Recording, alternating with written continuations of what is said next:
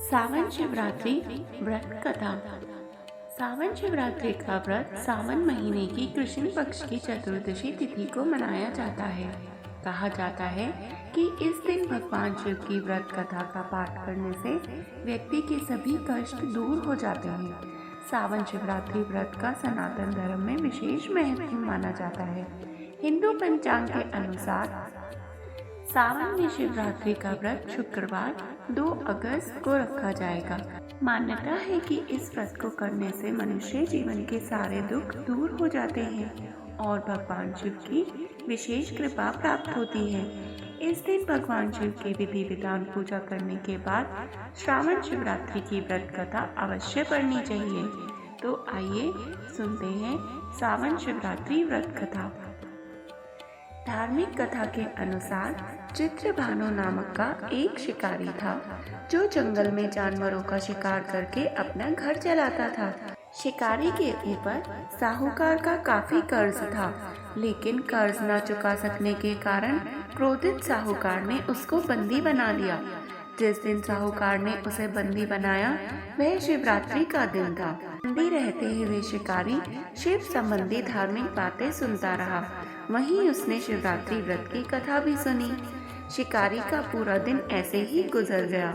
शाम को साहूकार ने चित्रभानु को 1 दिन का समय दिया कर्ज चुकाने के लिए और उसे छोड़ दिया।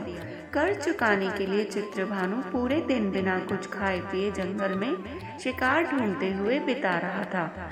ऐसे ही शाम निकल गई और फिर ऐसे ही रात हो गई। इसके बाद वो रात बीतने के इंतजार में बेल के वृक्ष पर चढ़ गया। इसी पेड़ के नीचे एक शिवलिंग बना हुआ था।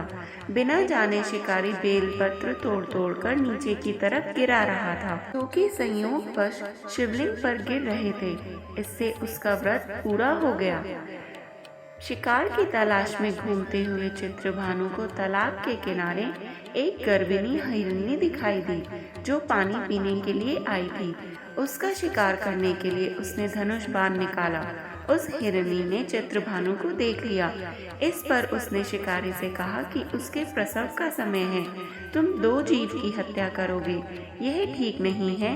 हिरनी ने शिकारी से वादा किया जब उसका बच्चा इस दुनिया में आ जाएगा तब वो खुद आ जाएगी, तब वह उसका शिकार कर सकता है, लेकिन अभी उसे जाने दे। शिकारी ने उसकी बात मान ली और जाने दिया। इसके बाद प्रत्यंचा चढ़ाने तथा ढीली करते समय कुछ पत्ते शिवलिंग पर और गिर गए। ऐसे में चित्रभानु से अनजाने में शिवजी की प्रथम पहर की पूजा भी हो गई। कुछ देर बाद शिकारी को एक और हिरनी दिखाई दी। उसे देखकर शिकारी बहुत खुश हुआ और शिकार करने के लिए तैयार हो गया। हिरनी ने उससे निवेदन किया कि वो कुछ ही देर पहले ऋतु से निर्वित हुई है। मैं अपने प्रिय को ढूंढ रही हूँ। मैं एक कामातुर विरहिणी हूँ। जैसे ही मुझे मेरा पति मिल जाएगा वैसे ही मैं आ जाऊंगी। रात का आखिरी पहर बीतने ही वाला था। इस बार भी चित्रभानु से बेलपत्र टूटकर शिवलिंग पर गिर गए। इससे उसके दूसरे पहर की पूजा भी हो गई। 2 शिकार को खोकर शिकारी चिंता में पड़ गया था। रात्रि का आखिरी पहर बीतने को था कि तभी अन्य एक मृगी अपने बच्चों के साथ उधर से निकली। शिकारी ने उसे देखकर तुरंत धनुष पर तीर चढ़ा दिया।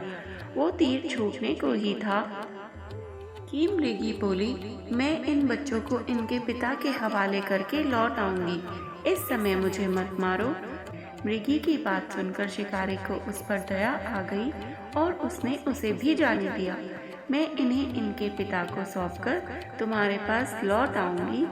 इस बात को सुनकर दया उसे इसलिए आई क्योंकि वो 2 पहर की पूजा कर चुका था, इसलिए उसने उसे भी जाने दिया। शिकार न कर पाने के कारण परेशान होकर पेड़ पर बैठा शिकारी बेलपत्र तोड़ तोड़ कर नीचे फेंकता जा रहा था। इस तरह से उसके तीसरे प्रहर की पूजा भी स्वतः ही संपन्न हो गई। पूरी रात इंतजार करने के बाद सुबह शिकारी को एक हिरन दिखाई दिया। उसने निश्चय किया कि वह उसका शिकार अवश्य ही करेगा। शिकारी ने प्रत्यंचा चढ़ा ली। इस पर हिरन ने कहा कि अगर उससे पहले आई 3 हिरनियों और उनके बच्चों का शिकार उसने किया हो तो उसका भी शिकार कर ले, जिससे उसे उनके वियोग में दुखी न होना पड़े। लेकिन अगर उन्हें जीवन दान दिया है तो वह उसे भी छोड़ दे। जब वो उन सभी से मिल लेगा तो वह स्वयं ही आ जाएगा। यह सुनकर शिकारी ने उस हिरन को रात भर का घटनाक्रम बताया। तब हिरन ने कहा कि वे तीनों हिरनियां उसी की पत्नी हैं। हिरन ने शिकारी से कहा कि जिस तरह से तीनों हिरनियां प्रतिज्ञाबद्ध होकर यहाँ से गई हैं, अगर उसकी मृत्यु हो जाती है तो वो धर्म का पालन नहीं कर पाएंगी। हिरन ने कहा कि जिस तरह उसने विश्वास कर हिरनियों को जाने दिया, उसी तरह उसे भी जाने दे। वह जल्द ही पूरे परिवार के साथ शिकारी के सामने हाजिर हो जाएगा। जाने अनजाने में ही सही, उपवास, रात्रि जागरण और शिवलिंग पर बेलपत्र चढ़ने से शिकारी का हिंसक हृदय अब निर्मल हो गया था। उसके हाथ से धनुष छूट गया और उसने मृग को जाने दिया। थोड़ी देर में वह मृग सपरिवार शिकारी के सामने उपस्थित हो गया।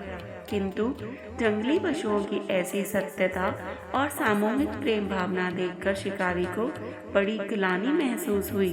उसने मृग परिवार को जाने दिया और अपने कठोर हृदय को जीव हिंसा से सदा के लिए हटा दिया। शिकारी के ऐसा करने पर भगवान शंकर ने प्रसन्न होकर उसे अपने दर्शन दिए और उसे सुख समृद्धि का वरदान कर गुहो नाम प्रदान किया। तो बोलिए शिव शंकर की जय। हर हर महादेव।